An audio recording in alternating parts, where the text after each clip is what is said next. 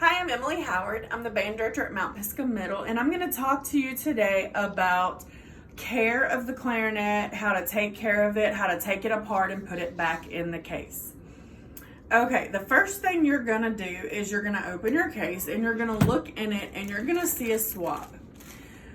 It's either in a bag or in here. You'll have it. It probably comes in your instrument repair kit. Make sure that you put the swab into the case so that you have it when you need it. You're going to take it out and you're going to open it up and you're going to see that there is a weight on one end of a string. You can feel it. It's hard. It's a weight. And then you have a cloth on the other end.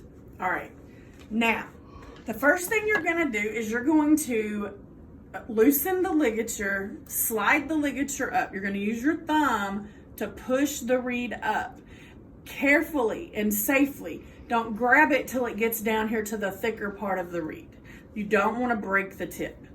Now, I tell my students just to wipe the reed onto their pants, cloth, whatever. Either way, you just want to make sure that you get all the excess moisture off the reed. If you put a wet reed into a reed guard, it's going to grow mold. So you want to get off all of the excess moisture before putting it back into the reed guard. You will open your reed guard, slide it in, close it, you're done with the reed, it's safe. The next thing you want to do is to dry out the mouthpiece. You take the ligature off and set it down. And you grab the mouthpiece. Now, how you dry it off, you're going to set the weight down into the hole of the mouthpiece and you're going to pull it out the other side. I usually dry my instrument. I run everything through 2 times.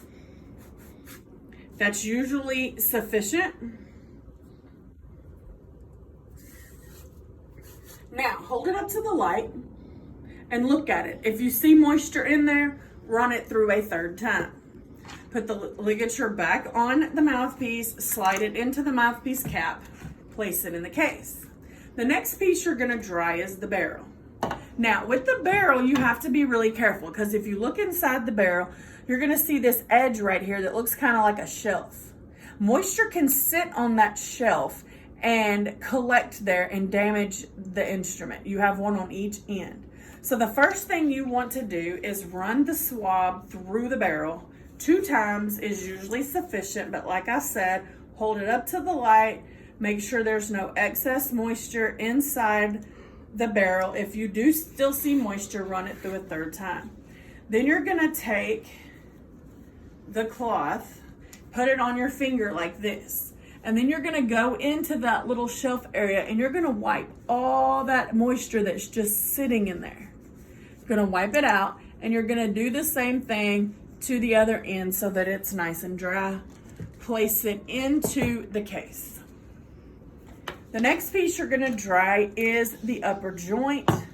This one doesn't have anything that you're gonna have to worry about inside. You just gotta make sure it's dry.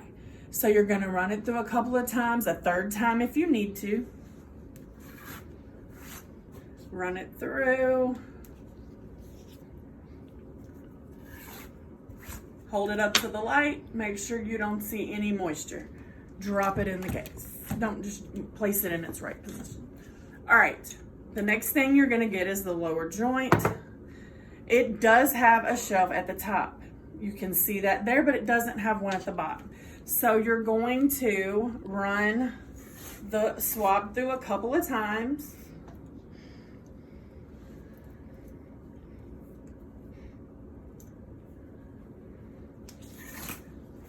Check for moisture.